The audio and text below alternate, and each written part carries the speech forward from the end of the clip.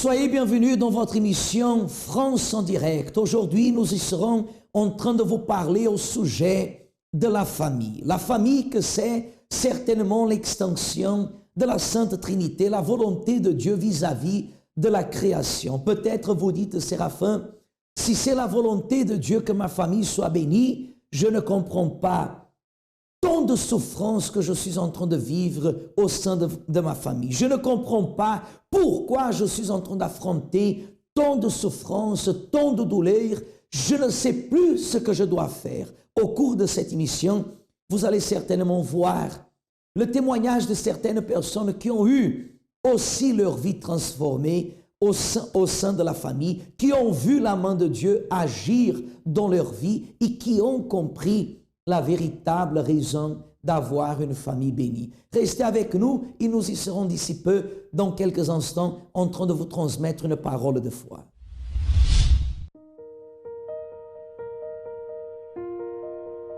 Le véritable amour est intelligent. L'amour n'est pas une émotion. C'est un total sacrifice. L'amour prend son temps. L'amour est déterminé. L'amour n'a pas de fin.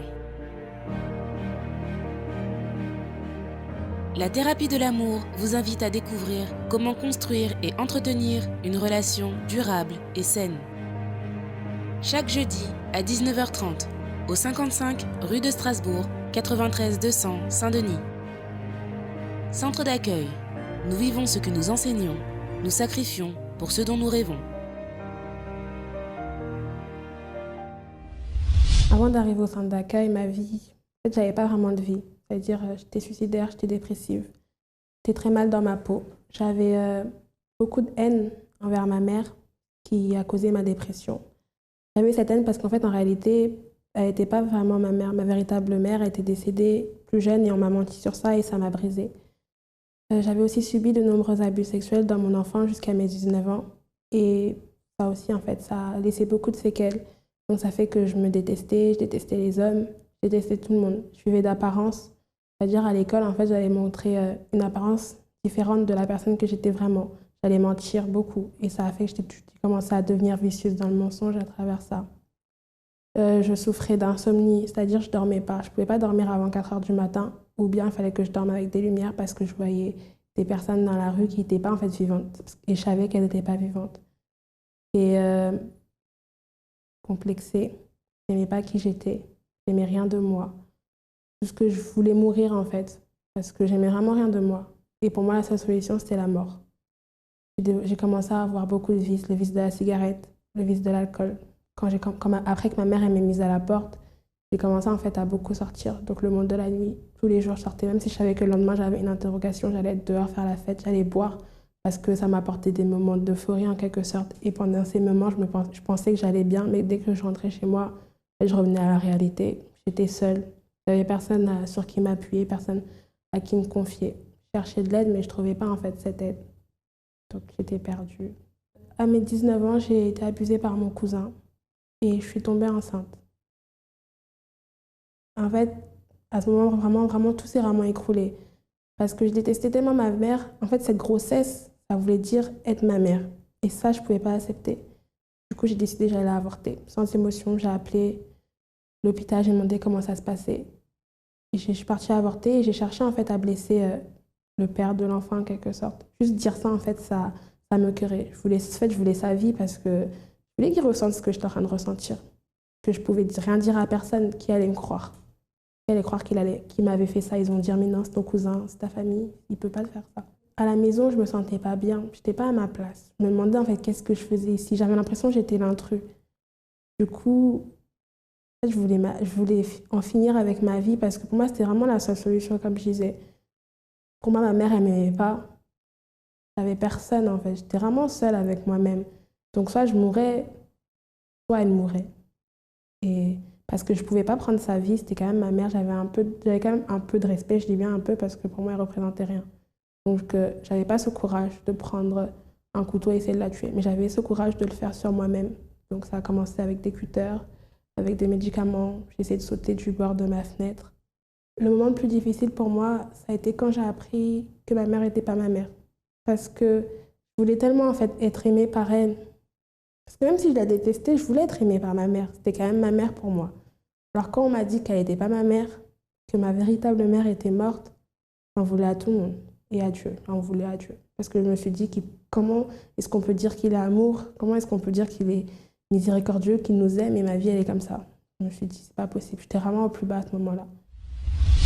À l'exemple de Cindy, plusieurs sont les personnes qui ne comprennent pas les problèmes qu'elle est en train d'affronter au sein de sa famille. La vérité, c'est que rien n'arrive d'un jour à l'autre. Beaucoup des problèmes qui aujourd'hui se développent au sein de la famille sont des problèmes qui ont déjà une origine très lointaine. Il y a des personnes qui aujourd'hui sont en train de vivre les mêmes problèmes que leurs grand-mères, leurs grands-parents, que leurs parents ont vécu dans le passé. Et aujourd'hui, elles se demandent pourquoi dois-je continuer à vivre avec ces problèmes. À l'exemple de Cindy, vous pouvez voir qu'il y a derrière tout cela quelque chose qui est en train de détruire votre famille. Il y a derrière cette situation quelque chose qui est en train de dévaster votre famille. Mais c'est le moment de comprendre, malgré les situations, malgré tout ce que vous soyez en train d'affronter, c'est le moment de comprendre qu'il y a derrière ce problème familial que vous affrontez. Peut-être vous avez quelqu'un de votre famille qui est dans la souffrance, qui se retrouve presque comme envoûté, qui se retrouve presque, pardonnez-moi l'expression, mais c'est comme si d'un moment à l'autre, il est devenu fou, il tombe dans une folie, personne ne peut l'aider. Peut-être c'est votre cas, peut-être vous vous identifiez avec le témoignage de Cindy parce que entre vous et votre famille, ça ne va pas du tout. Et vous vous demandez, Séraphin, mais qu'est-ce que je dois faire pour changer cette situation? Vous devez croire, vous devez continuer à persévérer. Déjà, si vous êtes en train de participer de cette émission, comprenez que ce n'est pas par hasard. Comprenez que ce n'est pas pour passer le temps. Mais si vous êtes en train de participer de cette émission, c'est parce que le Créateur, il veut que votre famille soit une famille de réussite, une famille bénie. Il veut changer la situation dans laquelle vous vous trouvez.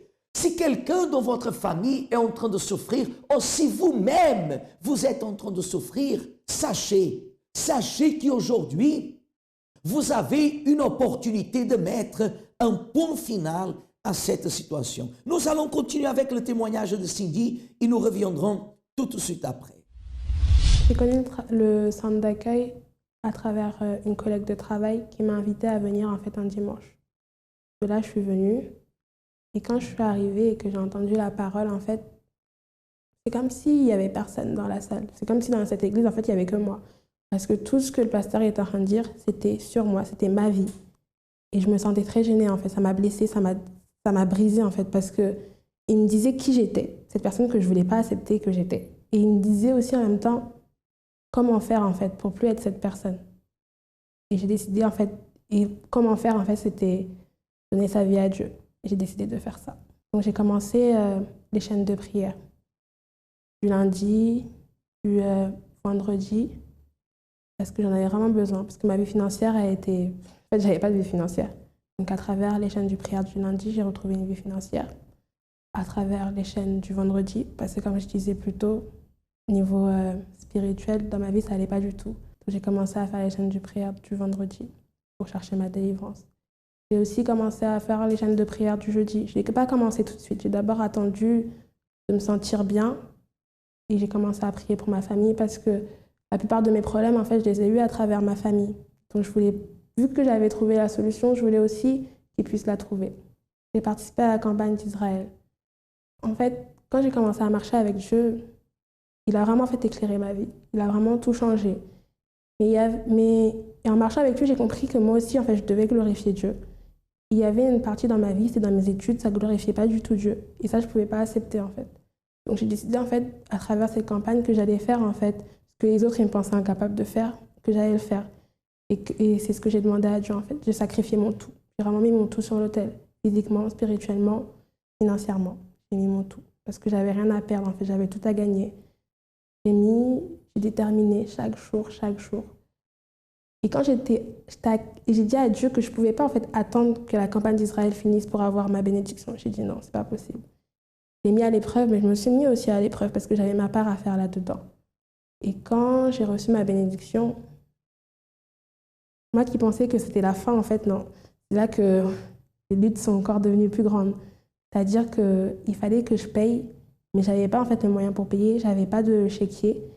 Et sans chéquier, je ne pouvais pas payer, c'est-à-dire que je ne pouvais pas rentrer dans l'école. Et j'ai déterminé, j'ai dit, c'est pas possible, mon Dieu.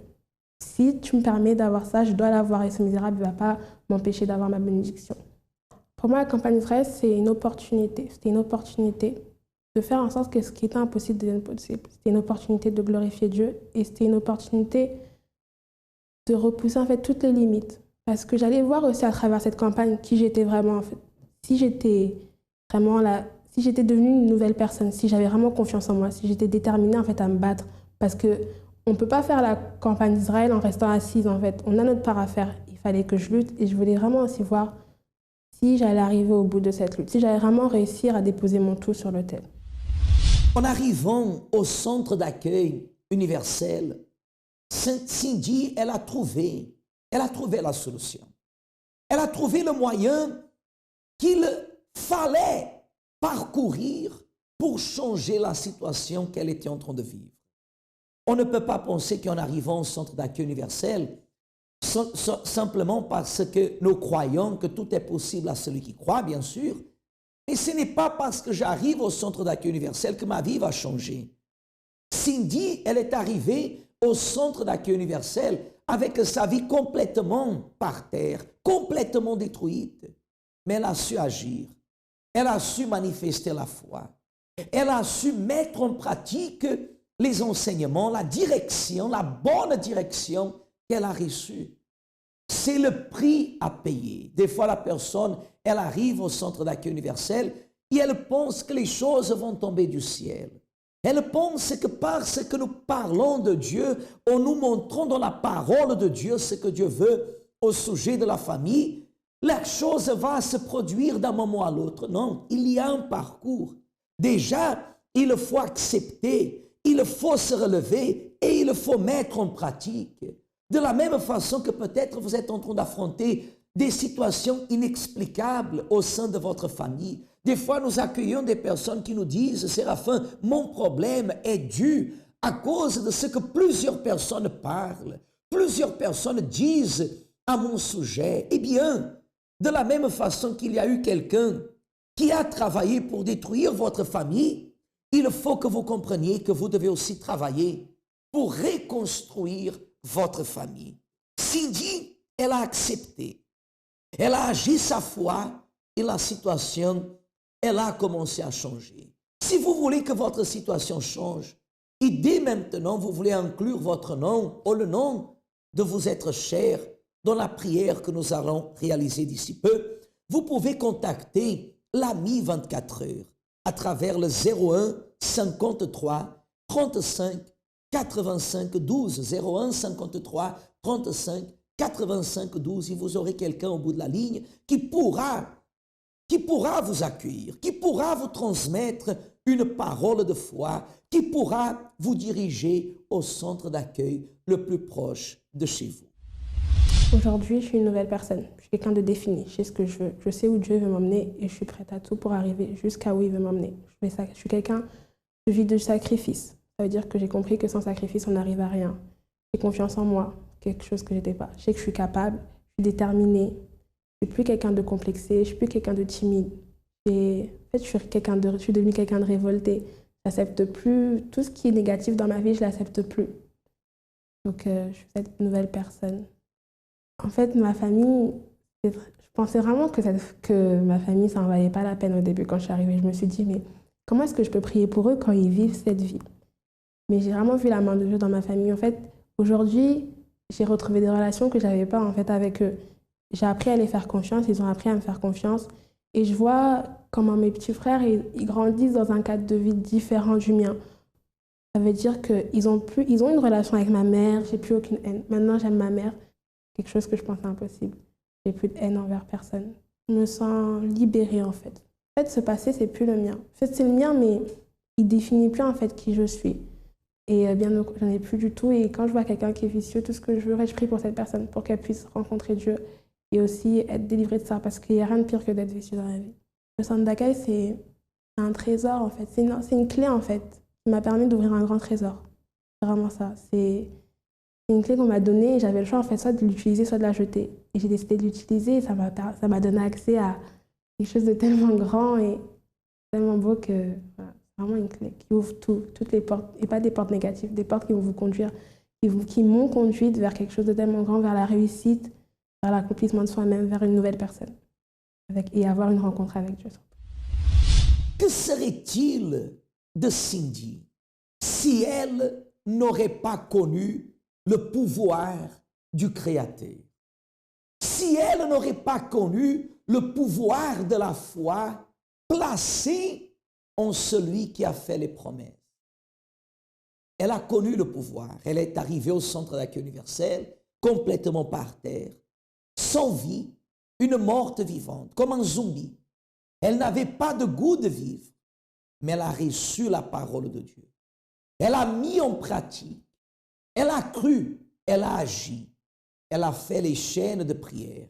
À l'exemple de chaque jeudi que nous avons la prière pour la famille et que nous prions pour la famille. Ici à Paris, au 254 rue du Faubourg Saint-Martin, au 10e arrondissement, tout proche du métro Louis Blanc au Stalingrad, la ligne 2, la ligne 7 ou même la ligne 5 qui vous amèneront plus proche au 254 rue du Faubourg Saint-Martin, où vous pourriez participer des prières qui sont faites soit à 7 heures du matin, à 10 heures du matin, à midi, à 15 heures ou à 20 heures. Des prières qui seront tournées vis-à-vis de la famille, des prières qui vont vous amener à reconstruire votre famille et à changer la situation dans laquelle vous vous trouvez. À l'exemple de Cindy, sa vie a changé, la vôtre peut aussi changer.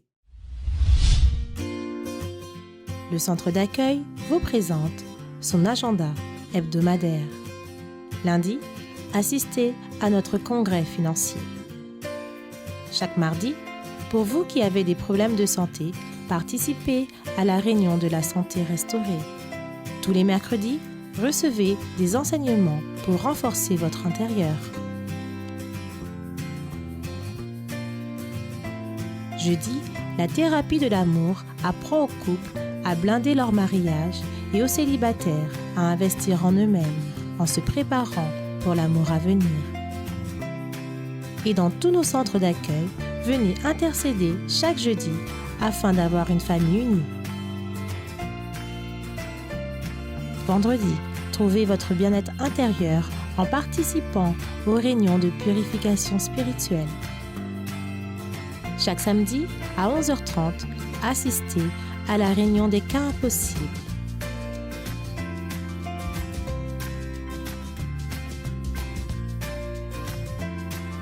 Et à 13h30, joignez-vous aux nombreuses activités proposées par la Force Jeune France.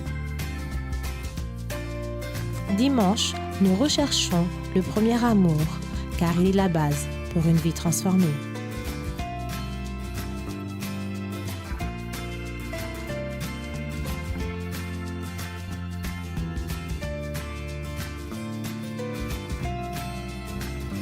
Plus d'informations en appelant l'AMI 24 heures et en naviguant sur notre site internet. Centre d'accueil, nous vivons ce que nous enseignons et sacrifions pour ce dont nous rêvons. iurdetv.eu, c'est le link qui transmet vie 24 heures sur 24, 7 jours sur 7. Vous pouvez envoyer votre commentaire et vous pouvez même écrire le sujet de prière. À l'exemple de Juliana qui demande de prière pour sa grand-mère qui est hospitalisée, ça fait déjà 3 semaines avec plusieurs de problèmes, diabète, hernie, problèmes dans le cœur. Enfin, la situation s'empire à chaque jour et les médecins ne donnent pas beaucoup d'espoir, n'ont pas beaucoup d'espoir vis-à-vis de son problème. Elle a déjà eu 2 arrêts cardiaques et elle a un grave problème dans le cœur. Enfin, vous pouvez voir que, à l'exemple de Juliana qui demande de l'aide pour sa grand-mère, vous aussi vous pouvez demander de l'aide ou vous pouvez même transmettre ce link, le link iourdetv.eu. Vous pouvez le transmettre soit par texto, soit par mail, par WhatsApp. Vous pouvez le transmettre à quelqu'un que vous savez qui est en train de souffrir. Et certainement, en faisant cette attitude, vous serez aussi en train de bénir votre famille. Parce que c'est en pensant au bien des autres et en faisant aussi bien aux autres que nous manifestons notre foi. Peu importe la situation que vous soyez en train d'affronter. Ce que je veux vous dire dès maintenant, c'est que le Centre d'accueil universel a ses portes ouvertes ici en France, dans plusieurs villes, dès Marseille jusqu'à Roubaix, dès Nantes jusqu'à Tours, jusqu'à Orléans, jusqu'à Lyon. Enfin, à Paris, nous avons plusieurs adresses que vous pouvez avoir l'adresse exacte et le plus proche de chez vous en contactant l'AMI 24 heures à travers le 01 53 35 85 12. Appelez-nous et vous auriez une direction, vous sauriez l'adresse le plus proche de chez vous. Tout en sachant que la prière de la foi, elle a une très grande efficacité quand la personne, elle croit. C'est pour cela que je vous invite à préparer votre verre d'eau et nous allons revenir dans quelques instants pour faire la prière en votre faveur.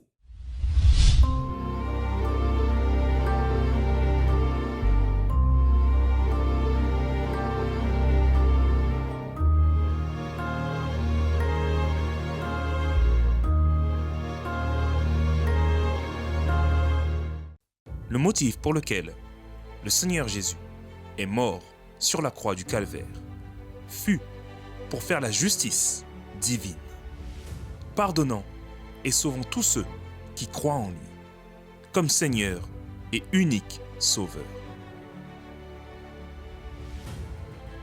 Le motif pour lequel le Seigneur Jésus a ressuscité fut pour que la justice divine prévaloie dans la vie de tous ceux qui croient en lui, afin qu'ils puissent vaincre dans leur vie les problèmes, les persécutions, les tribulations, les tentations, atteindre leurs objectifs et réaliser leurs rêves pour glorifier Dieu avec leur vie pour leur meilleur témoignage de foi intelligente. Le dimanche de la résurrection, levez-vous comme le Seigneur Jésus le fit. Ressuscitez votre vie et vainquez l'échec. Dimanche de Pâques, le 27 mars, à 6h, 8h, 10h et midi. Centre d'accueil. Nous vivons ce que nous enseignons et sacrifions pour ce dont nous rêvons.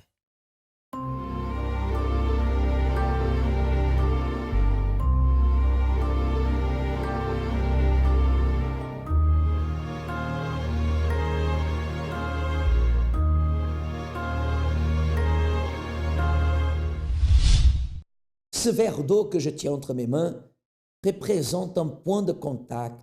Nous allons boire d'ici peu, tout de suite à la prière. Nous allons boire de cette eau et demander à Dieu qu'il puisse nous accorder la force, la vigueur, l'audace et le courage. Si vous pouvez, là où vous êtes, fermez vos yeux en saisissant ce verre d'eau, cette bouteille d'eau entre vos mains. Seigneur notre Dieu et notre Père, au nom du Seigneur Jésus, Seigneur, nous voulons consacrer ce verre d'eau comme un point de contact, en priant en faveur de ces personnes, Seigneur, qui en cet instant sont liées et connectées avec nous, Seigneur, à travers cette émission, et qui ont, mon Dieu, besoin de voir ta main agir au sein de leur famille. Il y a des mères qui prient en faveur de leurs enfants. Il y a des enfants qui prient en faveur de leurs parents. Il y a, mon Dieu, des épouses qui prient en faveur de leurs conjoints. Des époux, mon Dieu, qui prient en faveur de leurs épouses. Seigneur, des personnes qui prient pour la famille parce que en vivant et en affrontant tant de problèmes, elle ne sait plus ce qu'elle doit faire. Mais nous savons que tu es celui qui transforme. Seigneur, viens transformer cette famille. Viens libérer, mon Dieu, ces êtres chers. Viens, mon Dieu, réaliser le miracle de la transformation au sein de cette famille. Y arrache la souffrance, arrache, mon Dieu, toutes choses qui ne t'appartiennent pas, Seigneur. Il transforme cette famille. Relève cette personne qui prie avec nous. En lui donnant la force et le courage pour qu'elle puisse se battre et ainsi, mon Dieu, avancer, Seigneur, tout en réussissant au sein de sa famille. Je consacre cette eau comme un point de contact au nom du Seigneur Jésus. Buvons de cette eau avec la foi maintenant, mes amis, au nom du Seigneur Jésus.